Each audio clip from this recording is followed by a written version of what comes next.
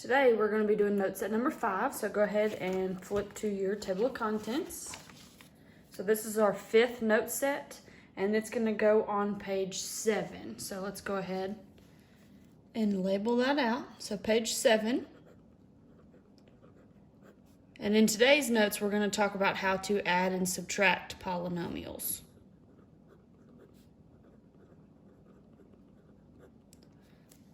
So this note set is going to be titled Add and Subtract Polynomials on page 7.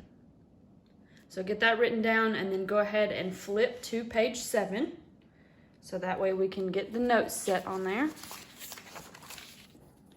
So there's page 7. If you're online, you were given this whole sheet of paper, just cut it in half and tape it down. If you're in class with me, then I've already cut this in half for you. So I'm going to go ahead and cut this in half and tape it down. Now your notes should be taped in, so we're going to go ahead and start. The first thing that we have to talk about is identifying addition and subtraction, because they can be written in 3 different ways, but they all mean the same thing. So we're going to talk about the 3 different ways and how we identify which operation it actually is.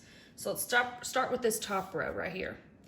This one, we know it's addition because, it has a plus sign, which means addition. This middle one right here, same thing. It's just written kind of differently, but they mean the exact same thing. So there's the plus sign. And then the word phrase, it says find the sum of f of x and g of x. You should have learned in middle school that the word sum means addition. So those are the 3 ways that we typically see them written. So let's do the same exact thing, but for the subtracting part. This one, we can identify it subtraction because it has a minus sign. And this middle column is the same thing as this first one. It's just written differently, but they mean the same exact thing. They mean the f minus g. Okay? And then in the word phrase, we have find the difference of f of x and g of x. Now, in middle school, you should have learned that the word difference means subtraction. If you forgot, here it is again. Difference is subtraction, sum is addition. So those are the 3 ways that we're actually going to see it written. So now, the only thing we have left to do is just do some practice problems. So, I have 3 practice problems in this note set. So, before we get started, you're going to see like they have letters up here. And then we have this little box. We have 3 different functions in there. We have one that its name is f of x. We have one that its name is g of x. And then we have this one, which is h of x. Now, these right here, all they did was take the place of the y, because normally we have y equals and then whatever this is. These just take the place of y, and they're the function name. So if I say, hey, everybody, look at the function g, you know to look at this one, okay? So the letters come in handy because they give them names, and that's it. That's all they do. So let's look at this first one. It says find f of x minus h of x. So it tells you which 2 we're dealing with, the f and h, and then it tells you which one to subtract from what. Because it's written like that, you just write f of x minus h of x. So we're going to go ahead and do that. And you should have enough space out here to do that. So the first one is f of x. Anytime you're doing this, you need to take what it's equal to, which is 9x squared minus 4x plus 2, and put it in parentheses. So here's what I mean. We have 9x squared minus 4x plus 2. See how I put it in parentheses? That because it's in parentheses, you're showing that that's one polynomial, okay? Then we're going to minus whatever h of x is. So again, I'm going to put h of x in parentheses. So this time we have negative 2x squared plus 3x minus 10. And then now, all it is a rewriting expressions problem and simplifying. Okay? So now, let's get started simplifying. First thing that we have to do, order of operations says to get rid of the parentheses. So we can only do one at a time. So let's not pay attention to that back one, and let's only look at this first one. In order to clear parentheses, you multiply by whatever number is in the front of it. So in this one, we don't actually see a number, but there is one there, and it is an understood 1. So if you don't see a number out there, it's an imaginary 1. Everybody understands that there's 1 out there. And so we're going to distribute into this little parentheses. So we're going to draw 3 arrows, and we're going to multiply all that stuff. So now let's do this. 1 times 9x squared is just 9x squared. 1 times negative 4x, and then 1 times positive 2 is positive 2. So nothing changes when we multiply by positive 1. So we just drop that down. Now, so we're done with that first one, and now we're going to look at the second one. Again, we have to distribute whatever number is out there in the front of this parentheses. We see a minus sign, but we don't see a number. Remember that if you don't see a number, it's an understood 1. So this time, we're actually distributing by a negative 1. Okay, so I'm going to go ahead and I'm going to draw my 3 little arrows to remind myself that I'm going to multiply. Let me underline this one. Okay? So, remember, you're not looking at this one, so don't get confused. Cover it up if you have to. So then, when we multiply these, we're just going to write down whatever we get right behind this 2. Okay? So negative 1 times negative 2x squared, 2 negatives make a positive, so that's going to be plus 2x squared. Make sure that you put the plus sign right there. Then we have negative 1 times positive 3x, so it's negative 3x, and then negative 1 times negative 10. Again, 2 negatives make positive, plus 10. Okay, so now we have successfully gotten rid of the parentheses, but remember, you cannot leave it like that. We need to combine like terms and simplify it up and make it look nice. So that's what we're going to do now. I'll use a different color for this one. So now we need to combine like terms, but remember, earlier when we practiced rewriting, your highest exponent should come first. So when we look at this, we're looking for highest exponent, which is our squareds. So we need to combine those and then put those out front. So let me draw my little shapes that tell me what I'm combining here.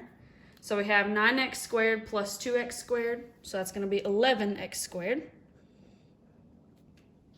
And then we go to our x's because that's the next biggest thing. So we have negative 4x minus 3x. So that's negative 4 minus 3, so we're going more in the negative.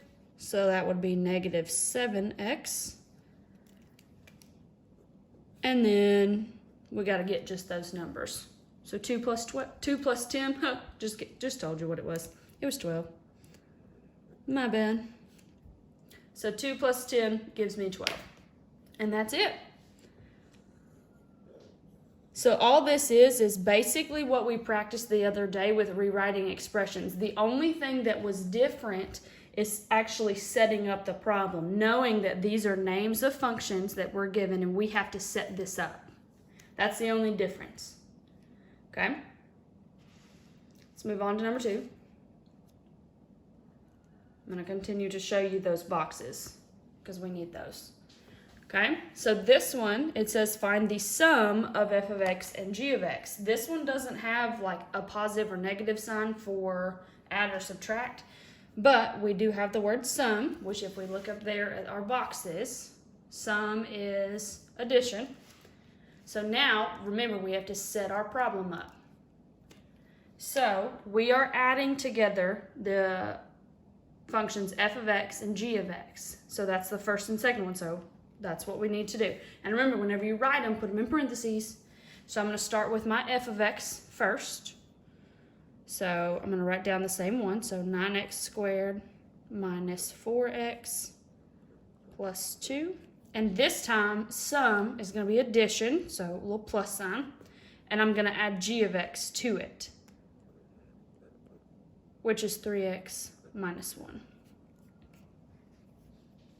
Okay, so that's the setup. That's the part that's new in this set of notes, is can you take this and actually set up an expression and then simplify it? All right, so I'm going to move this up so we can see it. Okay, so again, let's just simplify this. To get rid of parentheses, we have to distribute whatever number's out there in the front. This one, there's nothing written there, but there's still an imaginary 1. So we're going to distribute a 1. Well, if you remember from the problem right before this, when we multiply by a positive 1, nothing in here changes. So what I'm going to do, I call it a little shortcut. Since I know that this is a positive 1 and I'm going to multiply by a positive 1, I'm just going to write down everything again. Because I know when we multiply by a positive 1, nothing changes. None of the signs change, so I'm just going to drop that down. That'll save you a couple seconds, but if you don't remember that, then just continue to multiply it out and you'll get the same thing. Okay? Now, we're done with that first set of parentheses, so now we're going to focus on this last one. We have a plus sign, and then this. The number that's right here is an imaginary 1, so this time, we're going to distribute by a positive 1. Well, if you just paid attention to right here, positive 1 doesn't change anything. So I'm just going to take this and write it straight down. Now, here's the one mistake that I see a lot of people do. They'll say, oh, this is positive 1, so I just need to bring this down. And then they'll do this right here. The issue with this is now we have two numbers or two terms that are not separated. Like, what's the sign that's supposed to be right there? This is a positive 3, so it needs to be positive right there. So don't forget that you can't just ignore and not put a sign right there, because then things get all out of whack. Okay? And now we just combine like terms and simplify. So highest exponent always comes first. Well, this time I only have 9x squared. I don't have anything to combine with it. So we have 9x squared. And then I go to the x's. So that is going to be negative 4x plus 3x. So if we do negative 4 plus 3, that's going to be negative 1x. I'm just going to write negative x, but if you need to write that 1, then go ahead and do so. And then this is the last thing. So 2 minus 1 is just plus 1. And there you go. So this part shouldn't be new. We practiced that the other day. The only thing that's new is setting up the expression from these words. All right, we've got one more to do, and then I've got some practice problems for you. All right, so let me zoom out so that way we can see the whole thing. Okay, so this third one right here, we have to set up again. So it says find f minus g of x. So we know that we're dealing with subtraction because of that minus sign, and it tells you what order to do them in. If you look, it's f minus g. That's how they want it to be set up. So again, we're only dealing with f and g, and we just need to construct the function or expression and then simplify it. So find f minus g of x. So we're going to do f first. Remember to put them in parentheses.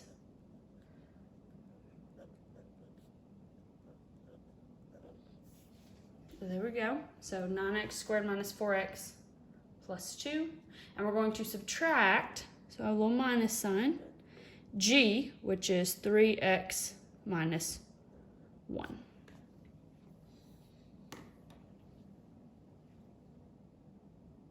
Okay?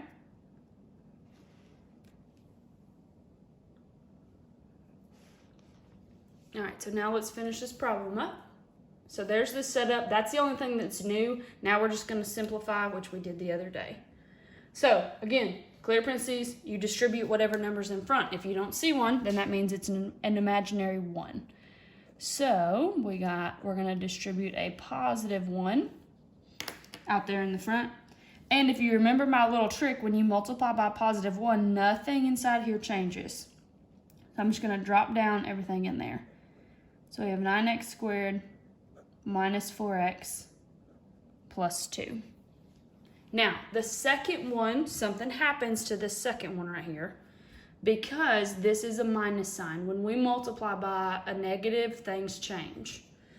So this right here, even though we don't see it, is a negative 1. So we're going to distribute a negative 1 in there. So negative 1 times 3x is going to be negative 3x. Negative 1 times negative 1 is positive 1. So all we did when we multiplied by this negative 1, all we did was take this stuff and flip the signs of it. So that's the shortcut for that one. But again, if you don't remember it, then multiply it out just like I did. All right, now let's simplify. Okay, so again, highest exponent always comes first. There's our highest exponent. So we have 9x squared, because there was nothing to combine to it. And then we have negative 4x minus 3x. So that's negative 4 minus 3, so we're going more into the negative. So that's minus 7x. And then we have 2 plus 1, which is 3. And there we go. That is the simplified expression. So I hope this makes sense. It's not a terribly difficult thing. The only thing that's new, remember, is taking these words in this notation and setting up your actual expression. Everything else should have been taught to you in middle school as far as simplifying. Okay? So we are done with notes, and I've got some practice problems for you, and I'll see you next time.